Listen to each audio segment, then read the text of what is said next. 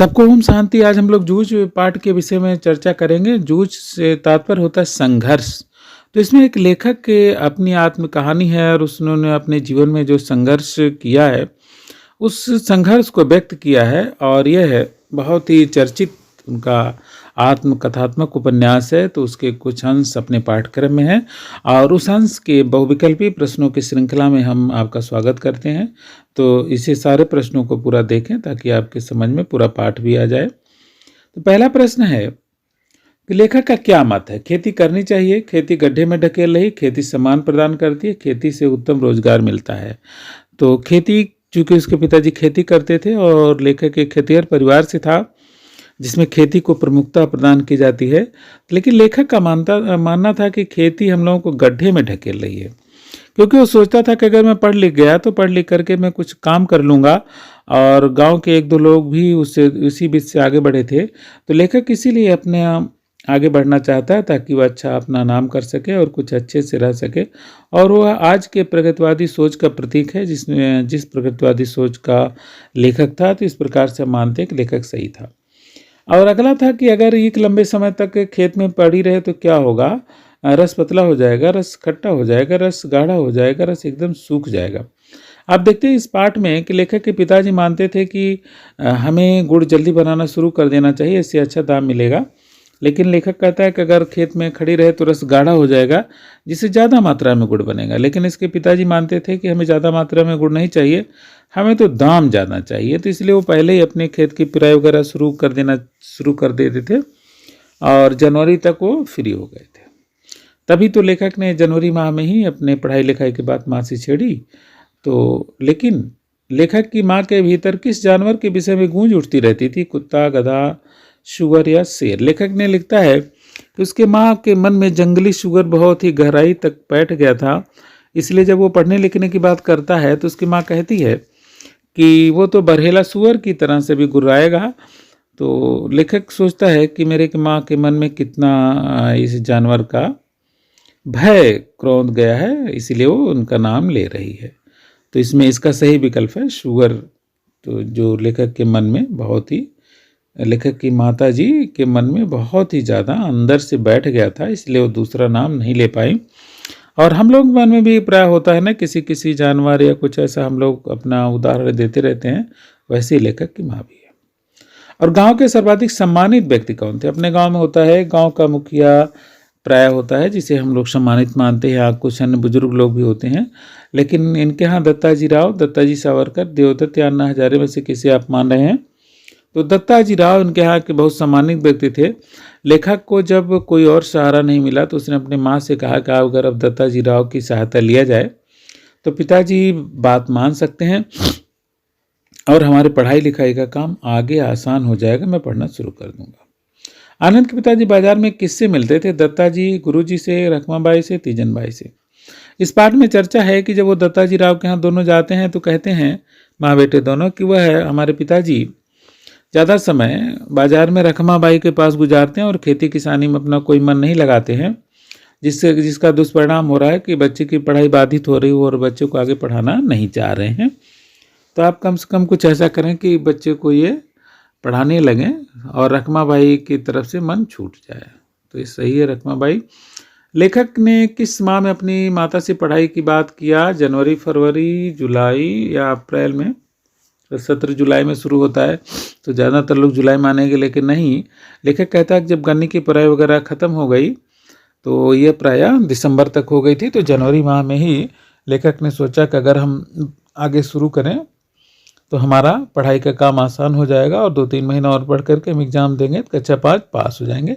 इसलिए उसने जनवरी माह में अपनी माँ से पढ़ाई की बात किया, जब उसकी माँ कंडे थाप रही थी। और उसने माँ से कहा कि भैया दत्ताजी राव के पास चलें माता जी और हमारा काम आसान हो जाए। तो लेखक इस प्रकार से बहुत ही चतुर था और उसने सही समय पर सही बात कहने का बीड़ा उठाया। तो ये बहुत सफलता है लेखक की। आनंद के पिताजी का नाम क्या था? गड़प्पा, आनंदा, रत्नप्पा, दत्ताजी राव। तो इस पाठ में आया है कि दत्ताजी राव ने ही यह रत्नप्पा नाम लिया है उनके मुख से। तो इस प्रकार से इनके पिताजी का नाम था रत्नप्पा। आप जानते हैं कि लेखक के लिए भी कई नाम आए हैं, जिसमें गड़प्पा, आनंदा जैसे नाम प्रमुख हैं। तो अब इस पाठ में चूंकि मराठी भाषा है मूल लिखा गया है, तो इस प्रकार से नाम भी कुछ उत्तर भारतीय नामों से अलग हैं, हिंदी बेल्ट से अलग हैं इसलिए। और लेखक की पढ़ाई किस कक्षा से पुनः शुरू हुई? तो चौथी, पाँचवीं, छठवीं और तीसरी। तो लेखक ने लिखा है कि रजिस्टर में 5वीं नापास लिखा रह गया था, इसलिए 5वीं में मैं दोबारा पढ़ने बैठ गया। और चूँकि 5वीं में बैठने से ही बहुत सारे बच्चे जो छूट चुके थे, अब उसकी क्लास का कोई नहीं था, तो उसे बहुत सारी समस्याओं को तो झेलना पड़ा, लेकिन फिलहाल लेखक ने अपनी हिम्मत नहीं हारी और वह 5वीं में उसके मॉनिटर के साथ ही बैठ करके अपना क्लास वर्क से लेकर सारा काम करने लगा और उसने क्लास में पुनः अपना नाम कर लिया। तो ये बहुत बड़ी सफलता है लेखक की कि लेखक ने कम समय में ही अपने गुरुजनों का भी विश्वास जीता और क्लास में भी एक अच्छा स्थान बनाने में सफल रहा। तो यह लेखक की प्रारंभिक सफलता थी जिससे उसने पूरे जीवन में आगे बढ़ने में मदद किया। लेखक का सामना किस गुरुजी से हुआ? देखिए इसमें रणनवरे हैं, सौंदर्यकर जो कि उनके मराठी गुरुजी थे, मंत्री जो कि गणित के गुरुजी थे और बसंत था क्लास मॉनिटर। तो इस प्रकार से रणनवरे ही बचते हैं।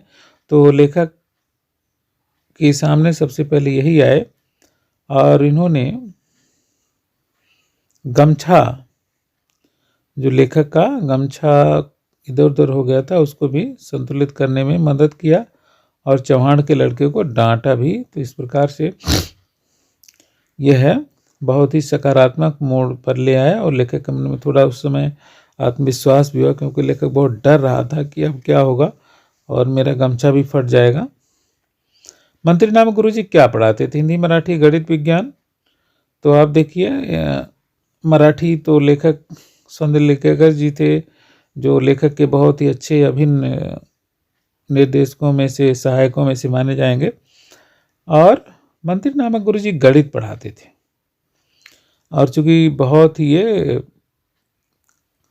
अपने अनुशासन में बहुत ही अच्छे रहते थे, तो अनुशासन प्रिय भी थे और अनुशासन प्रिय होने से क्लास का संतुलन बहुत अच्छा रहता है। तो इसलिए लेखक के मन में भी इनके लिए भी बहुत ही अच्छा स्थान है। लेखक ने बहुत अच्छे से याद किया है मंत्री नामक गुरुजी को। अब अगला क्वेश्चन देखें। क्लास मॉनिटर का नाम था बसंत, आनंदा, रतन, मंत्री। बसंत जो थे इनके क्लास मॉनिटर थे और बसंत के नाते ही लेखक का मन पढ़ने में लगने लगा और वह बसंत के साथ ही कापियाँ चेक करता था और बहुत सारे कामों को देखने लगा। और उसने बसंत की तरह से अपने किताबों पर कवर भी चढ़ा लिए और अपने ड्रेस को भी परिवर्तित किया, अपने व्यवहार को परिवर्तित किया और पढ़ाई में उसने बहुत ज़्यादा मन लगाया। तो बसंत एक बहुत ही अच्छा लड़का भी था, न केवल क्लास मॉनिटर, व्यवहार कुशल और एक सुशील विनम्र लड़का, जो कि एक आदर्श विद्यार्थी की पहचान होती है, उसी के रूप में बसंत था, जिससे क्लास के विद्यार्थियों को प्रेरणा भी मिला करती थी। बसंत जैसे विद्यार्थी अगर किसी भी विद्यालय में हो तो उस विद्यालय का नाम बहुत ही अच्छा हो सकता है।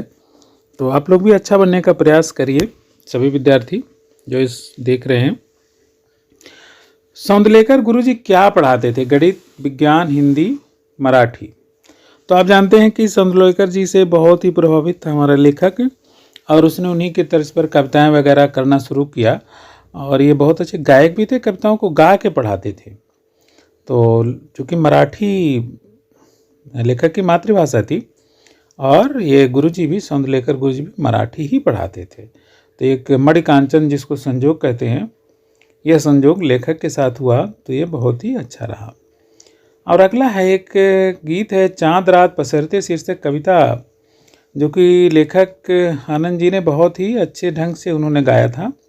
तो उसके कवि कौन है? सौंदर्यकर, अनंत कानेकर, मंत्री या केशव में से कौन इसके कवि हैं?